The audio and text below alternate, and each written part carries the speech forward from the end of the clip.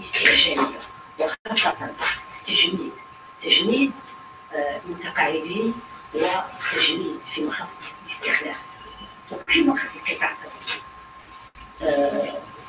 حد أو فوق هذه الاستمرارية في التعلمات، هذه إجباري بالنسبة لنا، هي الإدراك هو حق المواطن وخاصة النقابة. حنا كنا اللي تلميذ ماهوش إجباري باش الدولة تحقق له الاستمرارية. حنا الاستمرارية حنا معاه. ثانيا الشيء اللي راه يهمنا اليوم أن ما كان أي انعكاس في الاقتراح اللي راكم تعملوا حول السنة البيضاء. احنا عاملين الحساب ديالنا، سلام إلا كاين ماكسيموم راهم ربعة تاع الأسبوع متأخرين في بجاية وبليدة، فاحنا نتبعوا وما يمسش كل المؤسسات. ما خصناش نشوف المجتمع الجزائري بالعيون تاع بليدة وبجاية، وحتى بليدة وبجاية كاين مؤسسات اللي لا تشغل. دونك il nous faut éviter de regarder toute la réalité de la société algérienne à partir d'un établissement qu'ils ont fait.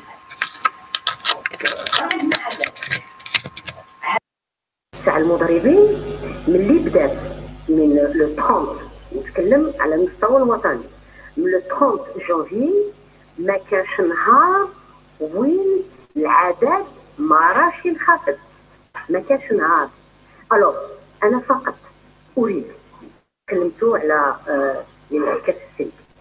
انا هذه هي قريب 4 سنين مون 3 موا اللي راني على راس هذا القطاع. انا نقول اذا المجتمع، اذا الاولياء ما يكونش وعي وتضامن والتزام يكون كلي باش يحميوا المدرسة. نعاودوا نقولها، المدرسة محتاجة باش نحميوها، وباش نحميوها لازم هذا الحق في الإضراب يطبق في قوانين وسورتو في التطبيق في القوانين.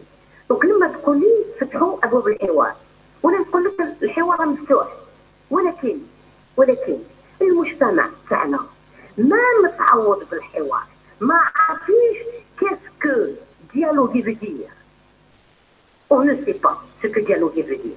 شي اللي حنا وتجربتي تاع هذه 4 سنوات، الحوار بالنسبه اللي راه عندك مقابلك هو ياخذ اجراء وتتنفذ، هذا هو الحوار. لازم نخلقوا ثقافه الحوار، وثقافه الحوار تنبنى انصوم، ماشي انت تعطيني امر وانا ننفذ، هذا ماهوش حوار. متواصلون في فوروم الاذاعه، نقطع سيداتي وسادتي وقتا قصيرا نستكمل في الفوروم مع معالي وزيره التربيه الوطنيه السيده نوريه بن غبريت بعد فاصل قصير.